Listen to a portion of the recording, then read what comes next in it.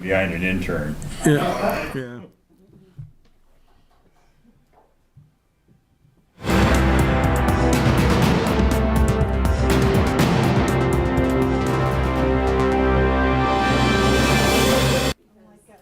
I apparently, yeah, I normally have 6,000 also, and I have 0.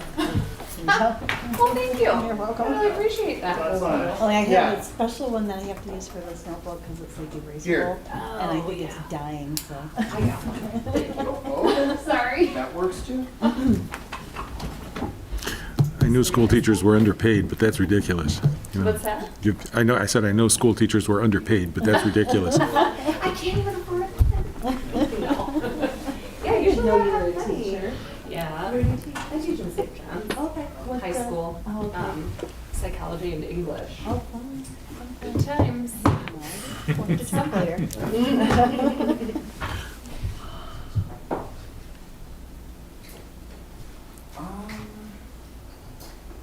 We didn't have anything we had to send you notice about. We noticed the two public hearings, but then there was no direct notice.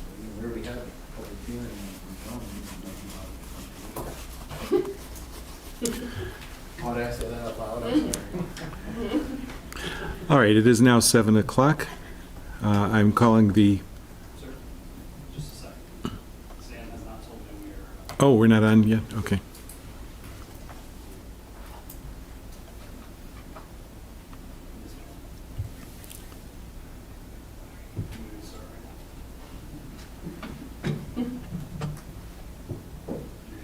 All set? All right. I'm calling the meeting of September 12th, 2022 meeting of the Meridian Township Planning Commission to order. First item on the agenda is roll call. Vice Chair Tresice, Present. Commissioner McConnell, Present. Commissioner Cordell, Present. Commissioner Shrewsbury, Here. Commissioner Richards notified us he would not be here, Commissioner Snyder, Here. and Commissioner Primo previously informed us he would not be able to be at the meeting, and Commissioner Bloomer is present. We therefore have a quorum for this meeting. Item number 3 is public remarks. The record should reflect that there are no members of the public before the meeting today, so there will be no public remarks. Item number 4 is approval of the agenda. Is there a motion to approve? So moved. Moved by Commissioner Tresize. Is there a second? Seconded by Commissioner Snyder. All in favor of approving the agenda, say aye. Aye. Opposed? None. The agenda is approved. Next is approval of the minutes of the August 8 regular meeting of the commission. Is there a motion to approve? I'll make that motion. Motion by Commissioner Cordell. Is there a second? Seconded by Commissioner Shrewsbury. Is there any discussion? Commissioner Cordell. I had one on page 2, under number 8, unfinished business. If there's a roll call vote and there are no nays, does it say none? It's just left blank I on suppose page 2. Yes. should say none.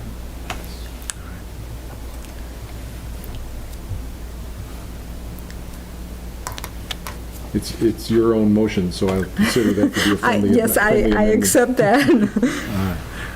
Is there any other discussion of the minutes? All right, then. All those in favor of approving the minutes of August 8th, say aye. Aye. With the suggested amendment by Commissioner Cordell. Any opposition? None. The record should reflect that there was no opposition. And the minutes are approved. Communications. Do we have any communications to review? I don't believe there were any. No. Okay. So now we're on item number 7, public hearings. Item 7A is the Planning Commission bylaw update. Good evening. So briefly, this is coming back to you after initial discussion on June 13th, and just kind of got backburnered this summer with everything else that was going on. But this just makes a couple of minor changes to the bylaws. As I mentioned, this is something that I plan on doing every couple of years with all the boards, and is updating and reviewing the bylaws to make sure everything is still relevant. So you will note there are functionally 2 changes here. Section 3D is being struck because those are not items that we would normally do. Item 5.8C is struck. That is a old language about number of public hearings in the evening, and that is something that I think we can certainly work with the chair on in any circumstance. And lastly, item 7 is being struck entirely because that is actually contrary to state law. So those are the relatively minor changes, but you'll also note in the bylaws that changing the bylaws requires a public hearing. So that is why we're having a public hearing this evening. We'd be happy to answer any questions. If not, we will, if you please open and close the public hearing, we will bring this back for final action next meeting. Is there any discussion or questions of staff? Commissioner Cordell?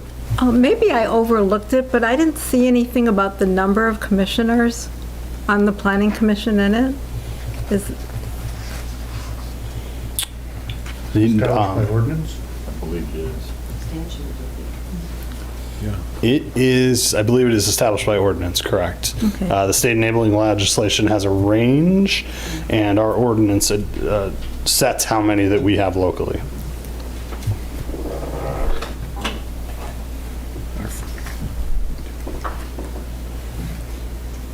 We are short one since former chair was absorbed into the township board. Correct. We are 8, and we have the ability to have up to 9.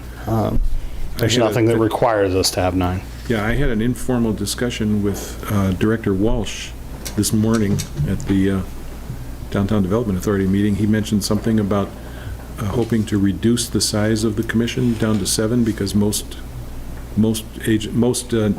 township planning commissions are 7.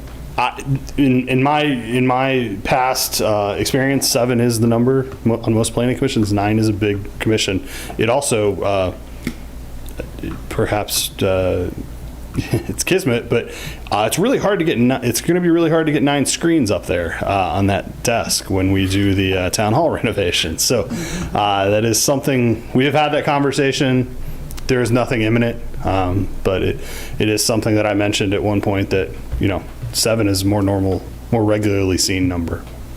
Okay, I just wanted to see if that was something that was actually being thought about, or was he just floating an idea? It is. It's a floating idea. Okay. All right.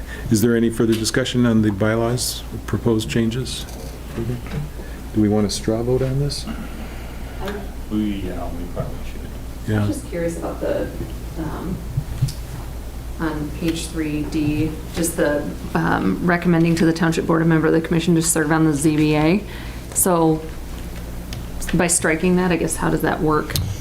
Just curious. The planning commission simply makes an appointment. Okay. Yep. That has been past practice. I went back through the last couple of ZBA members, and that is how the planning commission's handled it in the past. Okay. All right. So let's have a straw vote on whether or not, if presented with the proposed changes that we've discussed today, whether or not you would approve those changes.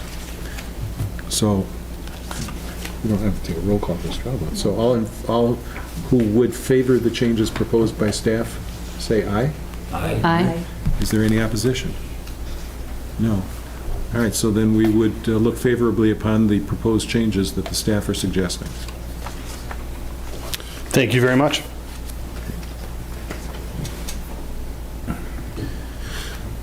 So now we're talking about the sign ordinances, the sign ordinance update? Yes, sir. This is, we sort of introduced this at the last meeting to get everyone ready. Township Attorney, Ms. Whitty. Whitty is correct. Whitty. Attorney Whitty is here this evening to discuss the Township Attorney's review of this. So, to start from scratch, the idea behind this is threefold, really. clean up the ordinance as best we can. There was a lot of overlap. There was a lot of things in weird places. We're just trying to make this work better, first and foremost. Secondly, there are some sort of structural changes that the committee reviewed. Those are in green in the packet. Those are not huge. There are not many huge changes in there, but there are some size changes and height changes, but the committee did recommend them. The last piece is the idea that we are trying to scrub this ordinance of content-based regulation. So if you have to read the sign to determine how to regulate it, it should not be in there. The township attorney, appears to have generally agreed with most of what we've done, and they do have a couple of several items in their memo that Mr. Whitty can discuss further. I will say, functionally, as kind of I think I expected from the beginning, this really comes down to now language about temporary signage, which is what started this whole thing back in Arizona, and flags, which are just really hard to deal with. The township attorneys in their review have recommended some other changes. By and large, we generally agree with them, especially with respect to the purpose statement language. That is something that the ordinance really could use some beefing up. But really the two big ones at this point that we would like the Planning Commission's input on, after Mr. Whitty speaks here in a minute, I'll turn it over to him, is the temporary signage and the flags, because those are really the two outstanding pieces. And with that, I will cede the floor. Before we hear from, Mr. Whitty, maybe it will be Mr. Whitty that I have my question for. There is one piece of sign content which is open to regulation, and that is, the Supreme Court has left it open, signs that advocate violence. Is that simply so implicit that we don't have to do anything with it, or should that be part of the... So there are probably applicable, like criminal regulations that would pertain to that. So when you're talking about like kind of the sphere of what is protected by the First Amendment's freedom of expression, that's very broad. And the exceptions to that are construed narrowly. So like the Supreme Court has found things like, fighting words or obscenity to not be protected by the First Amendment, or, certain like incitements to violence. But those are under very specific and particular tests that I think would very rarely be implicated by something like a sign. Okay. It's possible, and if the township wanted to include some kind of carve out that says, look, if you meet whatever applicable threshold is set forth in the Supreme Court as conduct that falls outside of the protections of the First Amendment, this kind of signage is prohibited. It's just hard for me to imagine something on a sign that would meet that threshold because it's pretty high. Okay. Any other preliminary questions here? Okay, seeing none, I'll kind of generally discuss some of our changes, and then if you have specific questions, we can get into those. So, like Tim mentioned, we kind of dove into 3 core areas in our recommendations. The first thing we looked at was constitutional concerns, mainly implicated by language that focuses on the content of messages, either directly or in some cases indirectly, by favoring certain types of messages over others. We also highlighted a few just kind of practical concerns with how various provisions of the proposed ordinance would interact with each other, or, things that we perceived as potential ambiguities or tripping points. And then we also proposed a few maybe alternative mechanisms for the Planning Commission to consider that would maybe add some flexibility or defensibility to the ordinance. So the first big topic, like Tim said, was temporary signs. The draft we looked at didn't have a definition. I think it's very important to have a definition, and so we included a sample definition, but obviously that can be revised as you see fit. The permitting of temporary signs seem to be kind of an open question, given the language in section, I think it's 13 sub 3. As written, that looks like it requires a permit for all temporary signs, and normally what we encounter is that temporary signs are allowed to be placed without a permit, just given the volume of them and the administrative burden that would be associated with approving an individual sign permit for every temporary sign.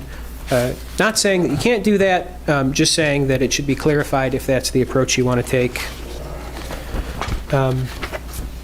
Jumping forward to section 20, we looked at, so there were a few, I would say on their face, they're kind of similar to time, place, and manner restrictions, where there's special regulations applicable to temporary signs. For the most part, we thought this was fine, in so much as these privileges pertained only to kind of commercial activities. The one that we thought was problematic was section 20 sub 4. And to clarify, our recommendation is that this could be hard to defend. And it's not content based on its face. So for those of you unfamiliar with this regulation, this provides a kind of special grant to have increased signage, like in the, I believe it's in the time around an election. I don't know if there is a location restriction as well.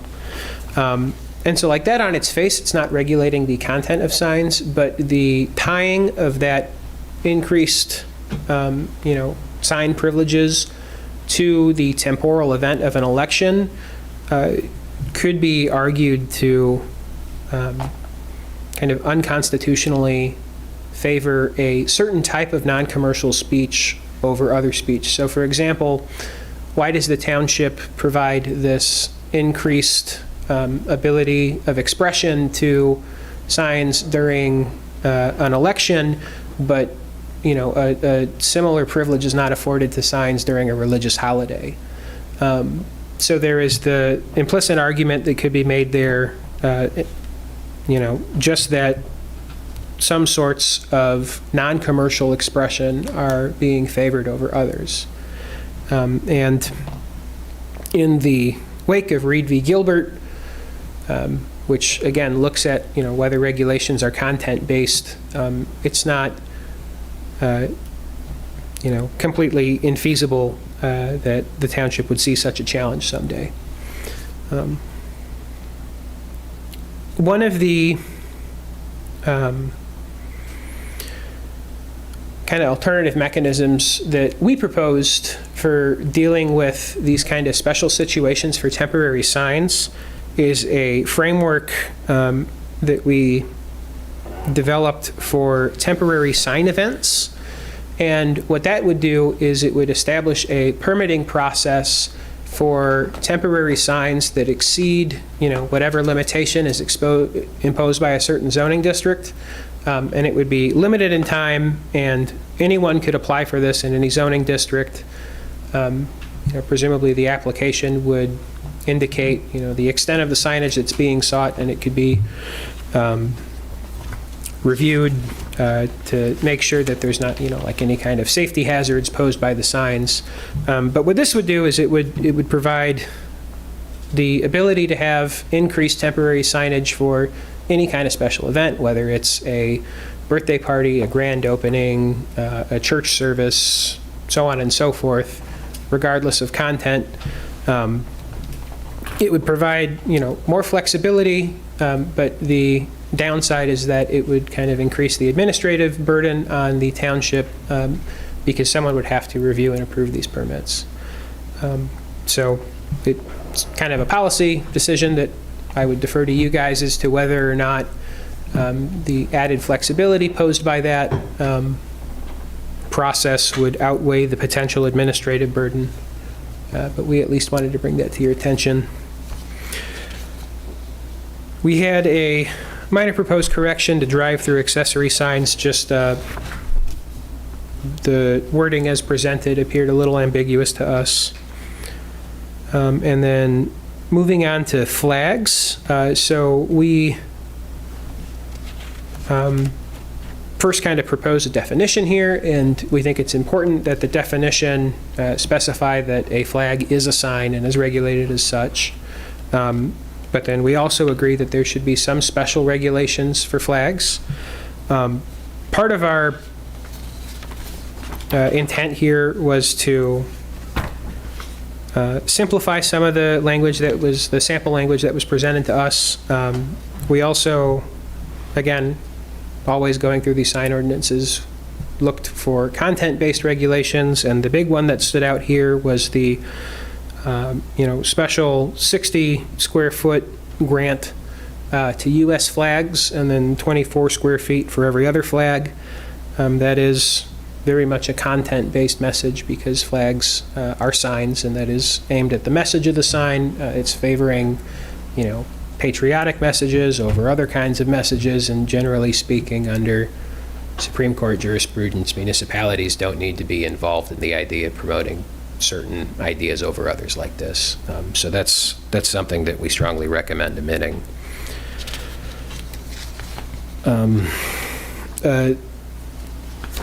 Another thing that we recommended omitting from the sample language we received, so there was a provision that required in non-residential zoning districts that a commercial message on a flag counts against the permitted wall sign allowance. That's struck us as a little bit troublesome for two reasons. Well, it's not necessarily an issue to discriminate against commercial messages. It is something that's going to be subject to a somewhat heightened standard of review. And then I think, to me, the bigger issue is that this, I guess, regardless of whether it's 60, well, certainly if it's 60 square feet, one flag of that size would basically be all of the permitted wall sign allowance for a business. And if it's 24 square feet, if I recall, that would be substantially all of it as well. So our concerns there are just, how much you would be restricting the right of these businesses to express themselves with signs, or with flags, excuse me.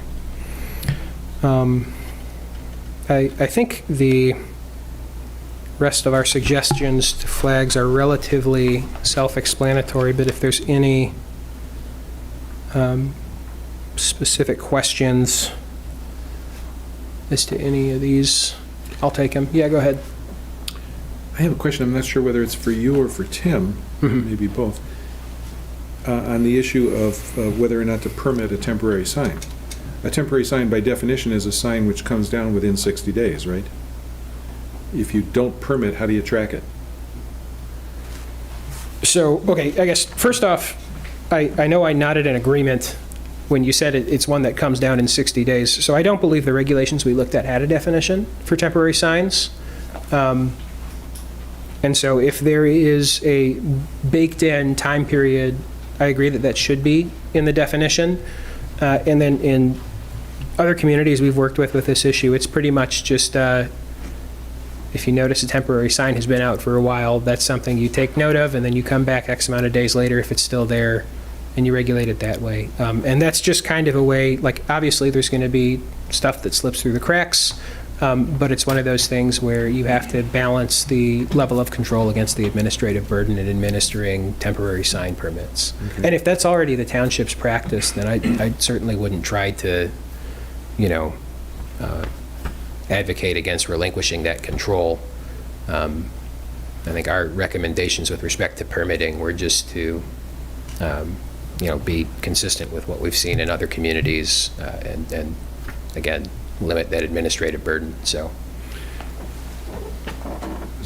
yeah, go ahead. Did I understand what you were saying correctly, that to eliminate the section involving election signs from that provision? Yes. And put them all under temporary signs, so all elections, campaign signs would have to go get a temporary permit?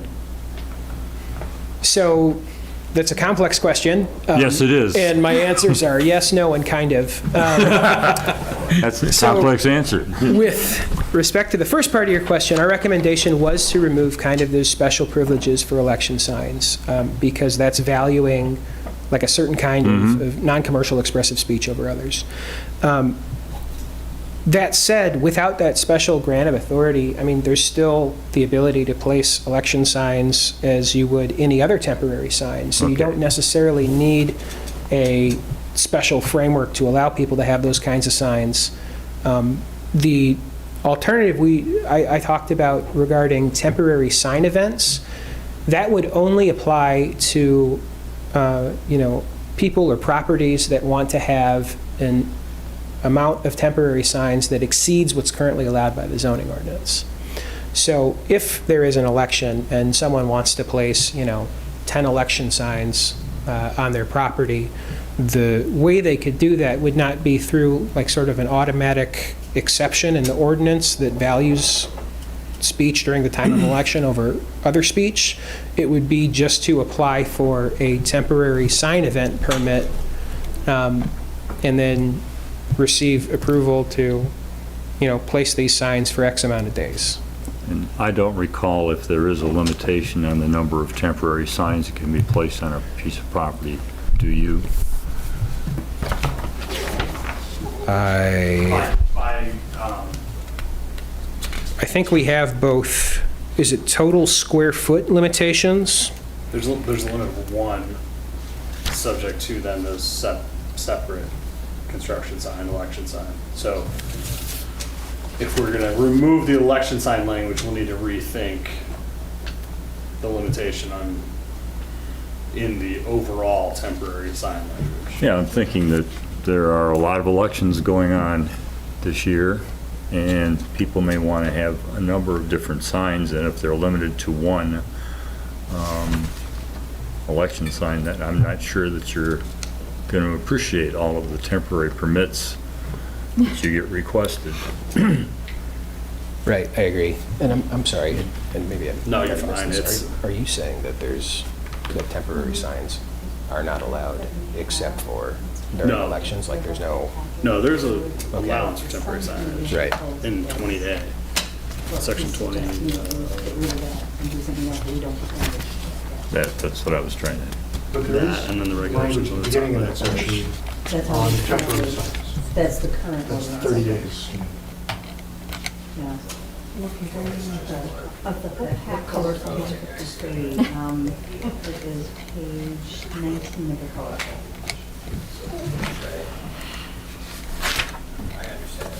Okay, thanks, Tim. So to get back to your question about temporary signs, it does look like right now just one per parcel is permitted. And to the extent that is not addressed in the written opinion we provided, it might be a best practice to maybe think about increasing just kind of the default allowance for temporary signs, either by I think combining a number with a square footage allowance is normally a pretty good approach, because that kind of regulates the entire visual impact, without having to get too out into the weeds with how big each individual sign can be. And I mean, if one sign is allowed, then that's, that is affording some speech to residents. But if, for instance, during the time of the election, they would want to display more than one sign, or even if there are, I guess, whatever issues are going on where they want to express more than one idea simultaneously, it's one of those policy decisions where there is a certain amount of visual clutter that needs to be, regulated, but it's also, I mean, temporary signs, that's a pretty important mechanism of expression. So that's something I might recommend examining. Okay. As well. Yes. I've heard some candidates actually want their signs returned to them for future use. I don't know if that plays into it, but when this conversation, was it regardless of zoning district? Because it kind of sounded like this was the homeowner putting out signs for candidates that they favored in front of their residence. Is that right? So the regulations we're looking at right now are just temporary signs on private property. So this would be applicable to a homeowner and a commercial property as well. What happens with campaign signs on public right-of-way? They're prohibited by the ordinance. So right now, unless you have written authorization from the county road department and the township itself, you're not allowed to put signs in the right-of-way. So depending if it's a county road or state highway or... Yeah. Generally, they're not permitted in the right of way. Okay. Right now, there's about 40 of them in my office. Sure. That our wonderful intern, Mr. Emery, has collected over the course of the last month. But by and large, temporary sign is not permitted in public, quote-unquote, property. So right-of-way parks, things like that. Yeah. And to the extent that,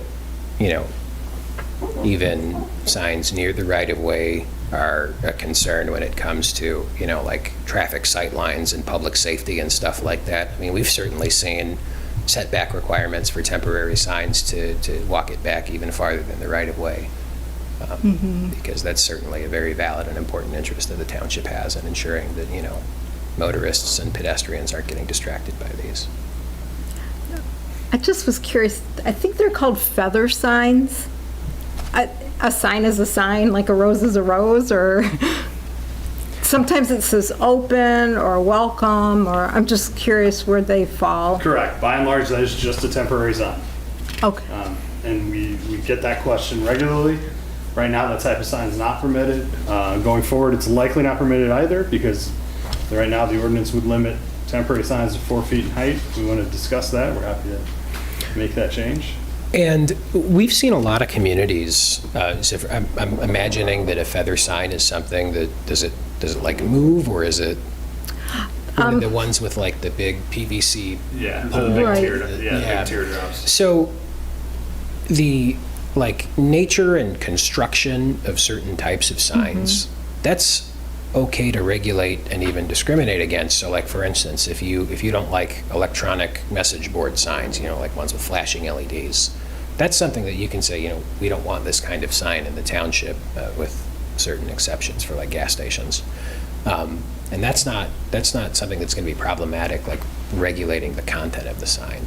So if that is something where you think, there are certainly other ways for that type of message to be expressed, and from a visual standpoint, it's not consistent with what the township wants to see aesthetically, and maybe the way it's constructed means that it moves so that it could pose a distraction for motorists, so on and so forth. That's something where you could define that specific kind of sign and say these signs are prohibited. Okay, thank you. No problem. Yes. I think I got lost in the weeds when you were discussing flags. If a flag is, by definition, a type of sign, Yes. and almost invariably, it will meet or exceed the size limits for signs. And almost all flags are going to be permanent signs. Nobody's going to put up a flag, for 30 days Yeah. and take it down again. If they put up a flagpole, it's a permanent sign. Sure. How do you resolve a business that wants to fly a flag and put up its business sign at the same time? You don't count the flag against the business sign. Okay, so the flag is... So the flag would be completely just a separate category. type of signage that's permitted. Okay. It's sui generis then. It's its own being. I would recommend that way, and some of that to me is just kind of coming from the perspective of flags being sort of a hallmark of, important expression, where it's one of those things where, is there really going to be a suitable alternative avenue for someone to express this kind of message if you don't let them fly a flag? It's a very traditional and kind of well-established method of expression. Yeah. No, I accept that. I'm Right, just wondering, right. the resolution, if a business wants to fly a flag, then there has to be a way of resolving the fact that it's going to overwhelm legally, it's going to overwhelm their business sign. So you have to, the flag is simply subject to a separate category of control. Right. Okay. Yes, and that is consistent with our recommendation to not have flags count against, like, permitted wall signs. Okay. Yes. That reminded me of something maybe a few years back where I think it was like a dealership or something like that. And it was almost like there were so many signs and they were so tall and so large. It had the effect of enhanced advertising. It was a tire store. Okay, thank you, yeah. So Yeah, so, I mean, and as presented, the sample regulations we're looking at allow a maximum of 2 flags per property. And those, I think our sample regulations said no larger than 60 feet, but I think the previous default was no larger than 24 square feet. That would be fine also. So that's, there's not an unlimited right to display flags. You're looking at maybe 2 per parcel.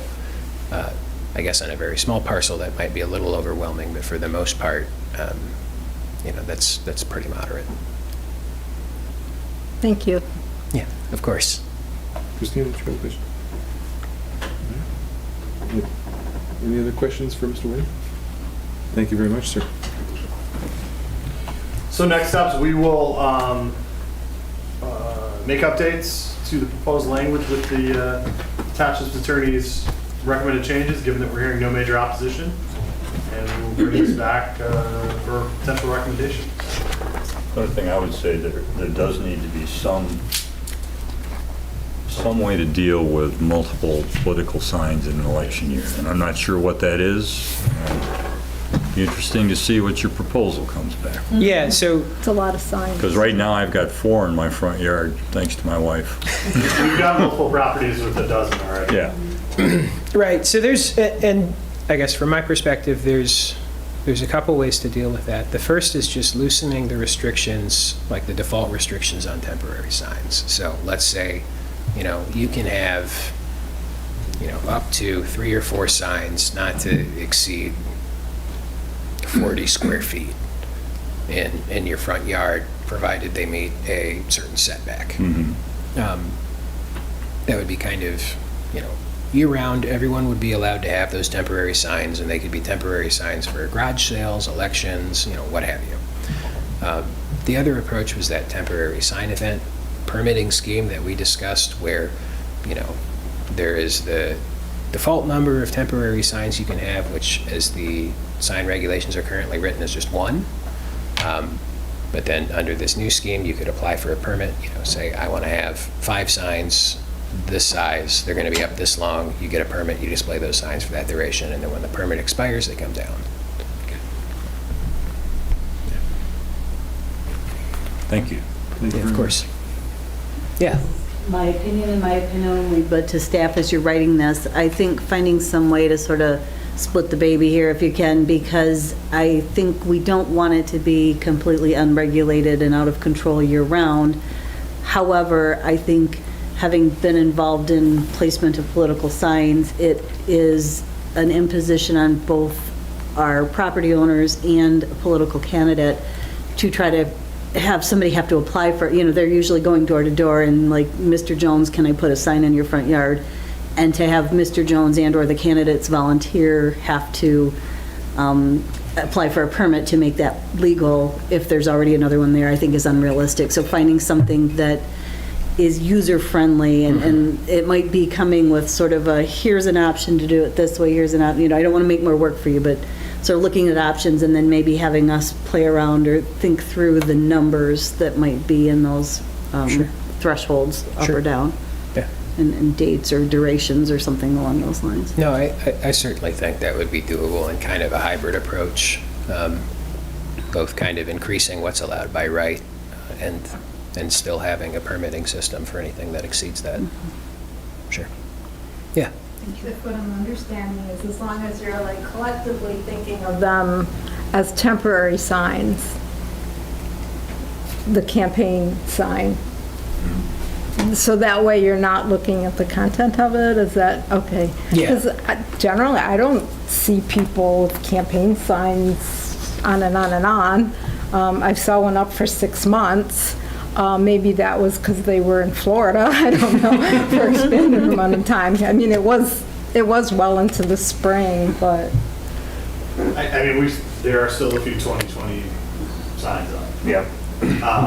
That's become a new form of expression.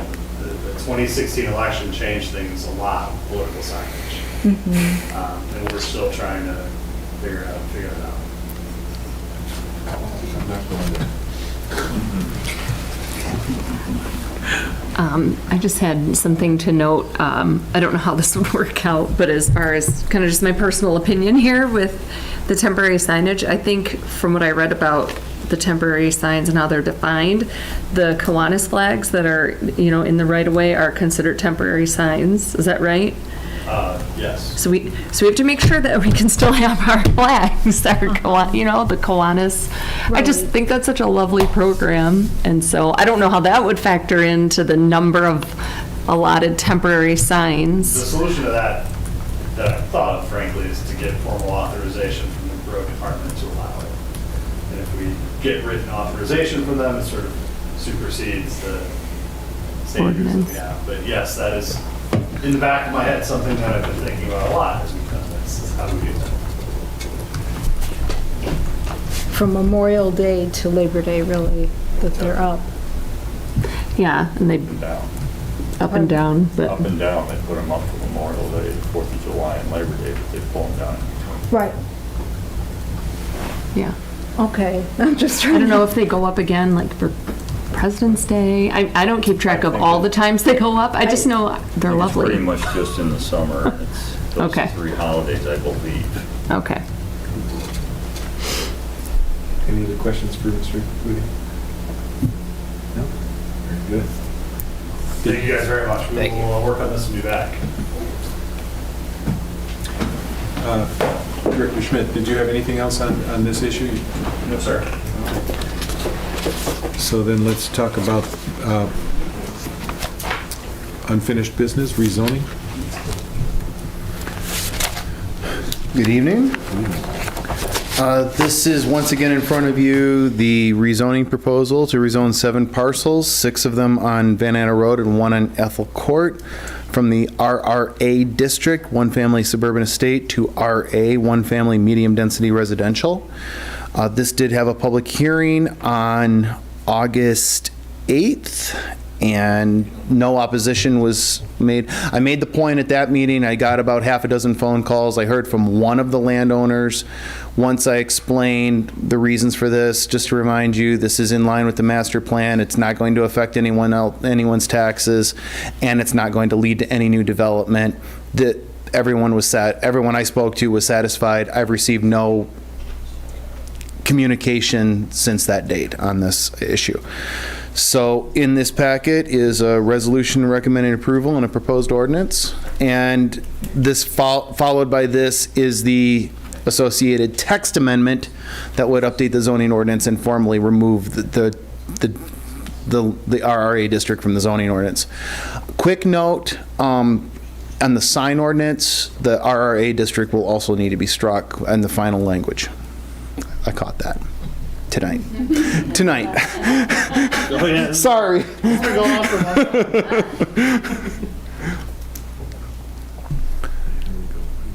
What number in our packet is the proposed resolution?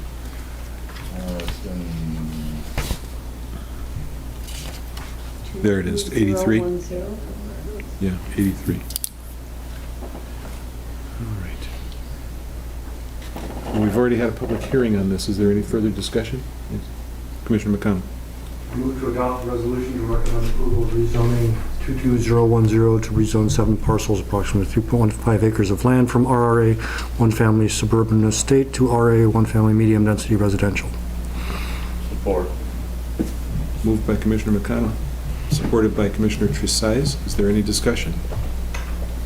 No? Okay, We'll take a roll call vote. Commissioner Tresize? Yes. Commissioner McConnell? Yes. Commissioner Cordill? Yes. Commissioner Shrewsbury? Yes. Commissioner Snyder? Yes. And the chair votes yes. Thank you. And then, as I said, the next item on your agenda is the associated text amendment that removes the RA references, and you've got the proposed language in your packet as well with a resolution.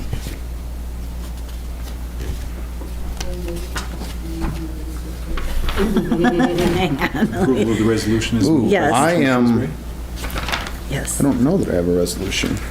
We didn't see it. No, there we go. There we Yeah, I go. thought,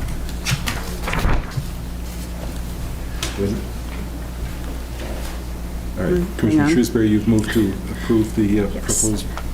the zoning amendment 2022-14 to delete section 86-370 RRA, one family suburban estate, and all references to that section from the zoning ordinance. Is there a second? Seconded by Commissioner Cordell. Any discussion? All right, we'll have a roll call vote.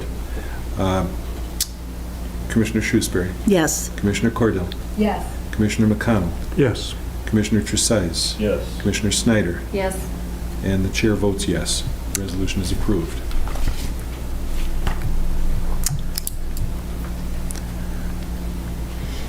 Thank you. And we are now on item number 9 of our agenda. 9A is daycare updates. So, brought this up really quickly at the end of your last meeting.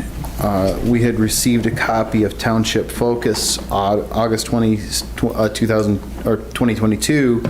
I included the page in your packet and highlighted in yellow the blurb that I'm referencing. If your township has an ordinance specifying the number of children permitted for family care home or group child care home, you may need to check your ordinance. The upshot of it is the state has upped the minimum number of homes allowed, or number of children allowed in each one of those. And it's been recommended to follow suit so that you're in compliance with state law. This needs a public hearing, and we just wanted to show this to you. If you're okay with this, we'll schedule that and bring it back to you officially. Then it would have to go to the board after we approved it, right? That is correct. Because it's an ordinance change. That is correct. Commissioner Shrewsbury. It looks like on the second page of this, where I think it's supposed to be the non-redlined version, the numbers are missing from the group child care home section. I'm sure you would have caught that as you bring it forward to us, but. That's a good catch. Thank you. Sorry I about noticed that that. when I was reading it earlier today. You know, if you're going to read this stuff, you take all the fun out of it. Sorry. Okay, if there's not any questions, that's all I have. Very good. Who's going to discuss the master plan with us?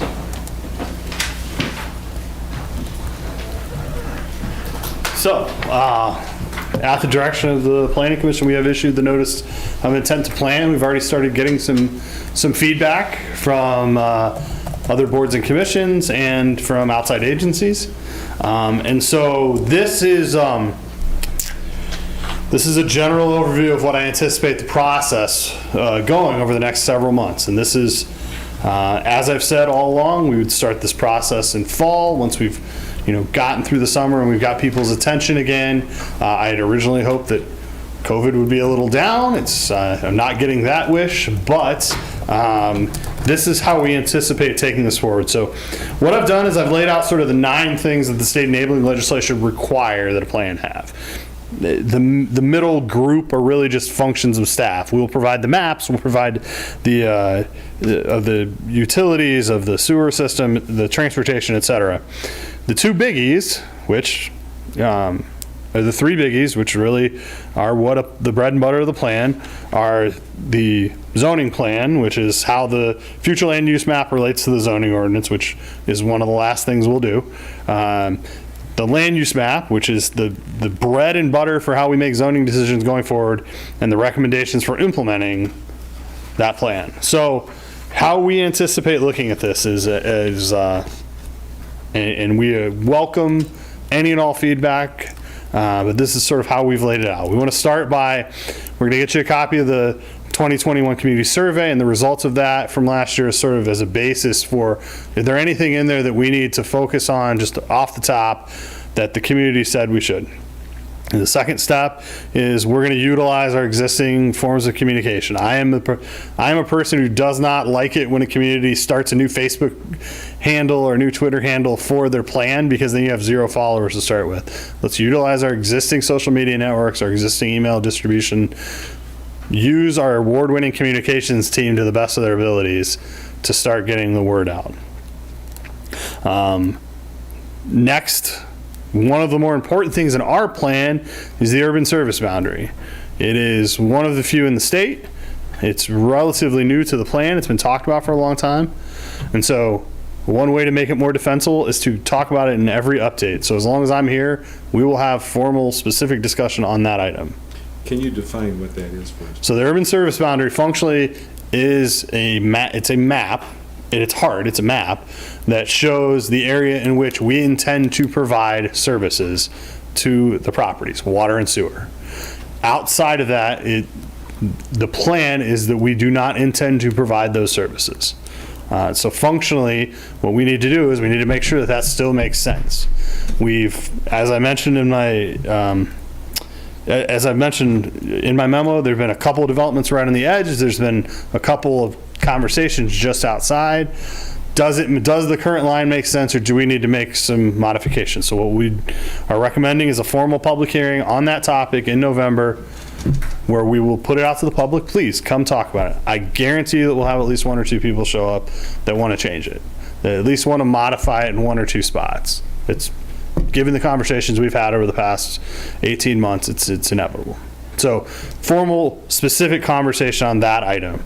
And we don't need to make a decision that evening. Frankly, I don't think you should. Take in all the input, and then we'll provide you with a draft sort of at the end after we hear everything, and then we can make the final changes.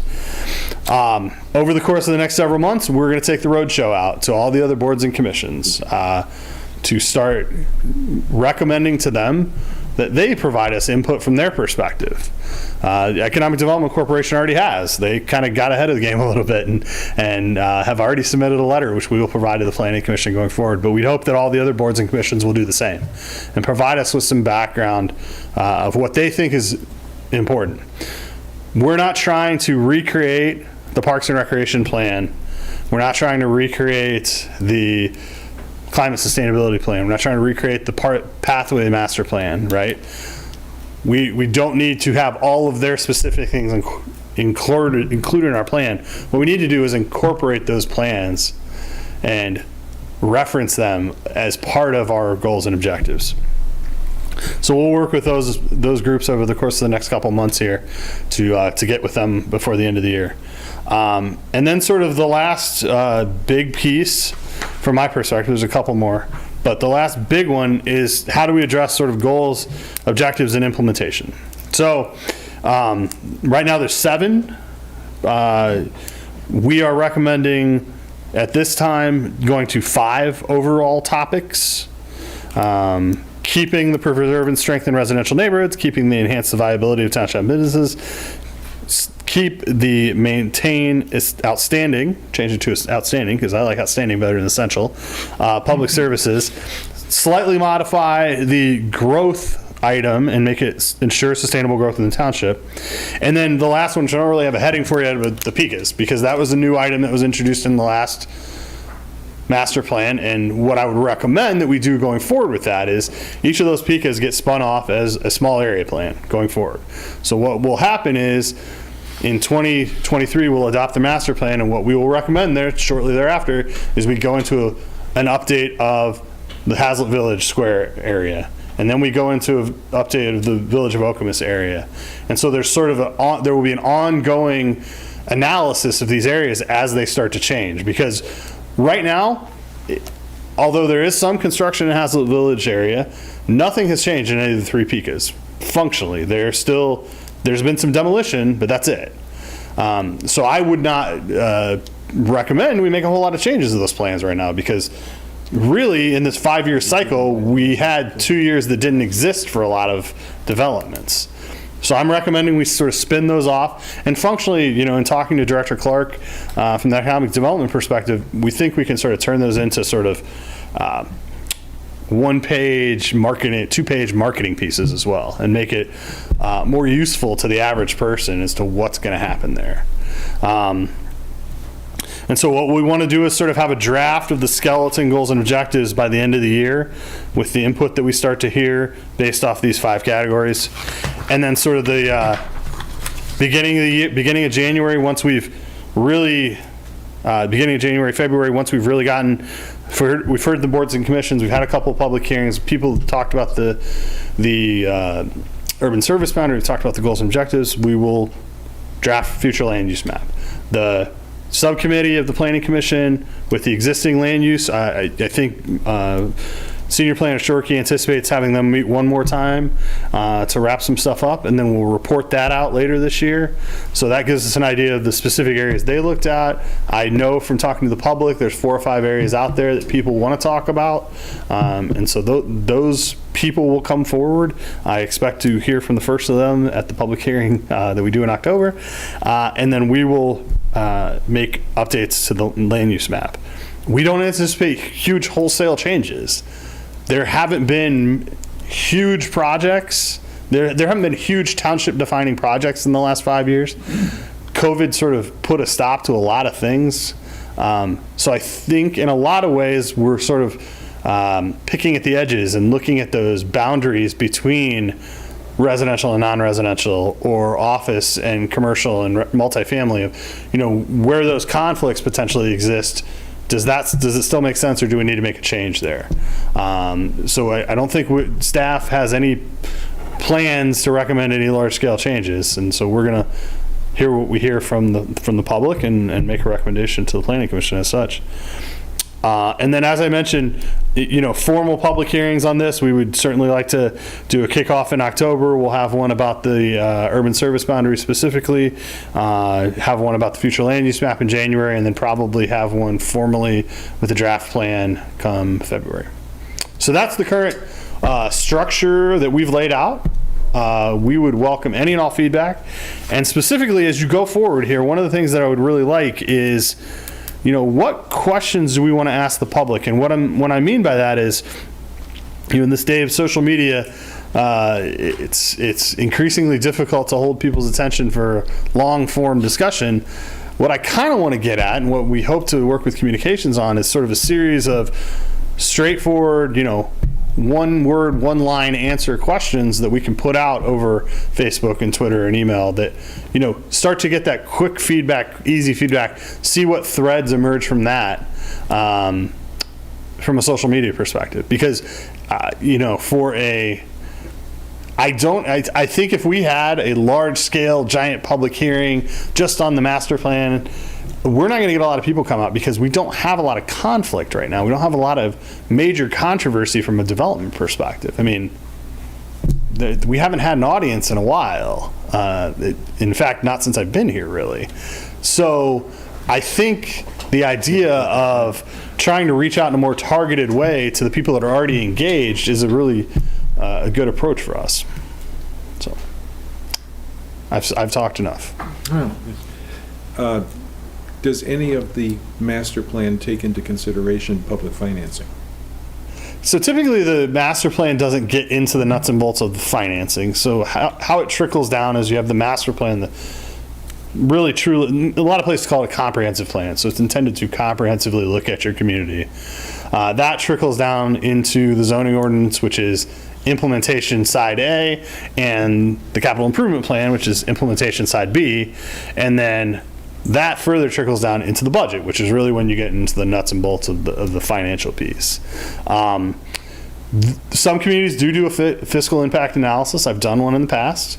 It's something that I've tossed around in the back of my head, and it's something we may look at doing here. But it's also,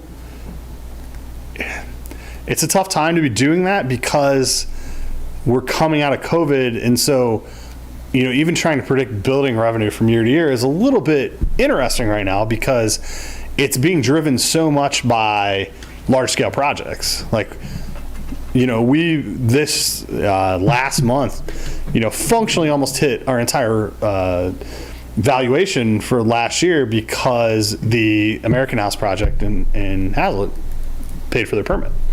So $20 million valuation right off the bat in one permit. And so we went from being, 60% of last year's valuation to 150% in July.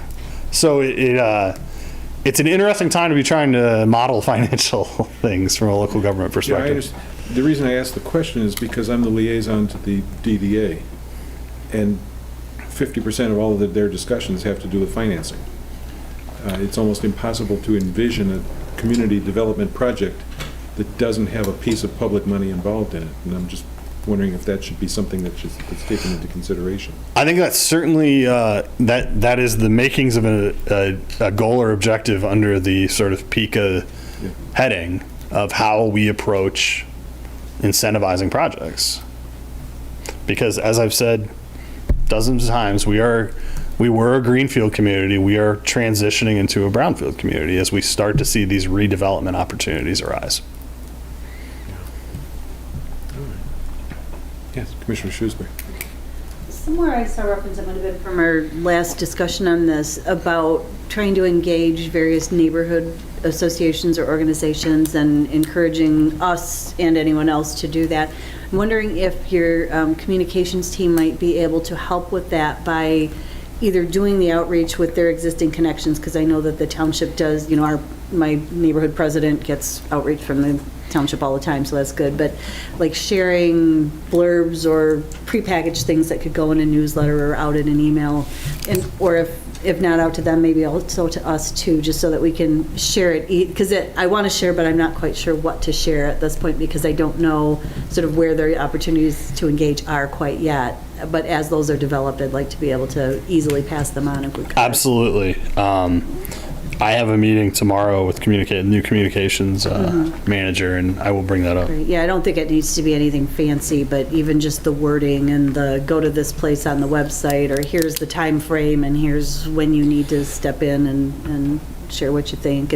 Because like we have our annual meeting coming up next month, and so the timing may not be right for us to put something in front of our people, but we do send communications out regularly. So absolutely. That'd be great. Thanks. Any other?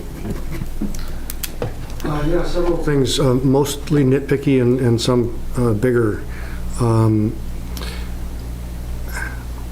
In your memo, you are laying the rationale for an update as opposed to a revision on the notion that we haven't seen substantial land use changes in the past 5 years. And while we haven't seen the changes that we ultimately envisioned in the PICAs, we certainly have seen a big land use change. I mean, they've become vacant properties that were operating businesses. And now they're presumably moving towards something new. So I guess it's a question of glass half full or half empty. The issue of the goals and objectives, I understand streamlining, and I understand the logic of transportation sitting where transportation sits, and open space and land preservation in other places. Ensure sustainable growth in the township is a pretty broad area. And in my book, sustainable growth is a non sequitur, but it's okay. I understand where it's going. Preserve open space and natural areas. I didn't see the Land Preservation Advisory Board in your list of boards and commissions that were going to be consulted, and it feels a little bit from that and other parts of your memo that that's kind of assumed to be part of the Parks Master Plan, and I'm not familiar enough with the Parks Master Plan, but it seems that if we're especially talking about the urban service boundary, making sure that the Land Preservation Advisory Board is, plugged in is crucial. Absolutely. That's simply an oversight. Yeah. The while the pathway plan does set out our vision for the non-motorized facilities, it doesn't get to the point of hubs. Right, so we're seeing at Hazlitt that the developer is offering a trailhead. And the township has made a lot of effort to get a trailhead out there at Gaylord Smith Center, purchasing property and such. So either our transportation plan, I think, needs to get more specific about those kinds of connections between trails and hubs and trailheads and stuff, or we need to make sure that somehow that's captured in the master plan so it doesn't fall through the cracks. And lastly, bringing us lessons learned from the PICAs, I think, is going to be really, really useful, especially as the, what did you call them, mini plans or? Small area plans. Small area plans. I think that makes a lot of sense. I think that process is going to look very different in the Four Corners, where there's already an active community and lots of discussion and lots of energy and thoughts, and Hazlitt, where I'm not aware of that level of sort of public engagement and feedback, but it does seem that it's going to run different, and Carriage Hills, where we haven't really seen anything happen yet, is a totally different one. But seeing those lessons learned, I think, is going to really help us guide that discussion. Thanks. Any other comments or questions? Very good. So obviously, this is ultimately, we are going to have this discussion, I believe, with the Township Board as well, just to start kicking it off. The more you talk to people, tell them that we'll have the website, we'll have a page dedicated on the website sooner rather than later. Obviously, I'll get that link out once we have it. And if you have any questions or concerns or thoughts as we go here, please just pass them along. This is, it may be an update, quote unquote, as opposed to a wholesale revision, but it's still important. It's still, the idea behind this is we're still trying to look, 5, 10, 20 years out. So, we try to cover all bases to the extent we can. So we will start this ball rolling down the hill now. I think we discussed this once before, but is Michigan State University one of the contiguous entities that's notified of our? They are, and I've already heard from campus planner Troost, and he and I have a long history from my time in East Lansing as well, and they look forward to, if there's anything they can do to aid us in the process, they will do so.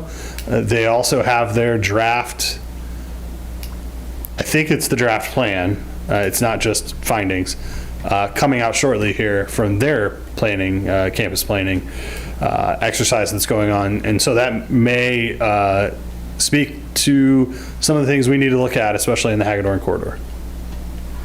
Thank you. Thank you. Do we have a Township Board update? The record should show that we're now on item 10 of the agenda. 10A is Township Board update. The most recent Township Board update would be that the Township Board is two things on the last agenda, I believe, since we last met. The Hazlitt Village Square project is moving forward, and the Township Board is now considering, and will consider on at their next meeting, adoption of the Brownfield plan and the CRA abatement for the property, essentially the financing incentives on the front end of the project. My understanding is the trigger for the developer to buy the property is the approval of Brownfield. So should that be approved, I think we're going to start to see that move much quicker than any other project we've had in a while. And secondly, the Township Board has directed staff to begin looking into the recreational marijuana potential ordinance changes. That will involve the Planning Commission because there is a zoning aspect and a licensing aspect. Staff is in the infancy of that discussion. We will likely have sort of an initial thoughts to the board at not the next meeting, but the following meeting, so sometime in October. And the Planning Commission will see that, I would expect, by the end of the year, although it could go into next year. We're not in a huge rush, but we have been directed to start working on it. And I have no answers to any questions about it right now because we're still trying to figure out what to do. But I'd be happy to listen. Thank you. Thank you. Do we have liaison reports? Am I the only one? All right. 7:30 this morning, the Downtown Development Authority had a meeting. I was there. Probably the most important piece of information provided by Director Clark was that she had put in for a $5 million grant from what is known as the RAP program, Revitalization and Placemaking. And that was denied. But apparently they can reapply with additional information, if I understood her correctly.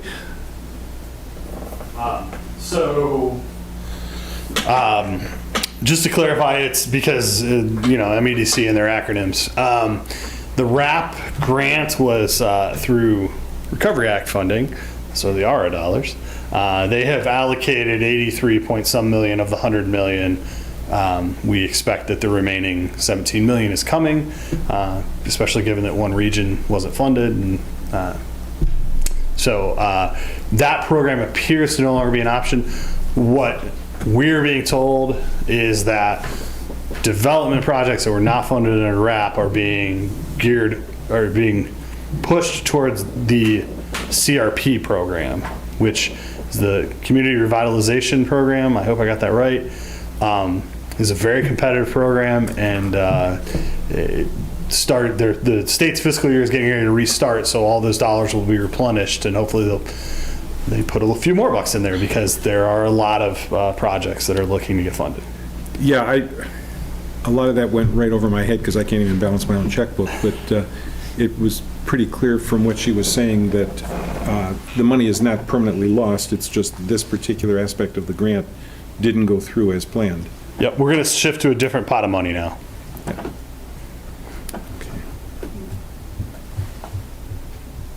That was about it. It was an informal meeting because they didn't have a quorum this time. So. Yeah. Last week or the week before, I went to the EDC meeting, and Director Clark had arranged or put together a shopping blitz for some of the businesses that are suffering under the construction. She had about 40 people show up, and they toured there. And they also adopted a budget, at least, and still working on a program to support some of the businesses in the Grand River corridor that are still having problems for some incentives to buy business cards, where part of the funding would come from the EDC, and that's looking at something around late November, Christmas time to encourage shopping in there. That's pretty much where we're at.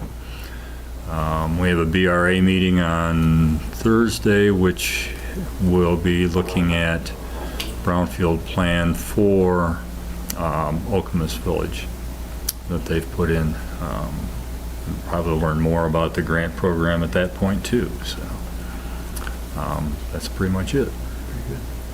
Anyone else? No? I got to say, I've worked with Director Clark on several occasions. That's one very impressive lady. She knows what she's doing and she gets it done. Anyway, all right. Here we go. No additional liaison reports. We are now on item 11, project updates. Real quick, we issued a site plan approval letter for An amended site plan at Commons Church on Dobie Road. They're expanding their parking, doing some improvements there, and some repairs to the pathway in front of their property. Have we received any requests for site plans or? Any new site plans? Not new ones that I'm aware of. We've got a couple floating around, but Lots of rumors. No one's pulled a trigger. Okay. All right then, we are now on item 12, public remarks. Again, the record should reflect that there are no members of the public here for that purpose. So then we are ready to adjourn. Is there a motion to adjourn? Motion by Commissioner Cordell? Support. Supported. All in favor of adjournment? Aye. We are adjourned. Thank you very much. thank you, everyone.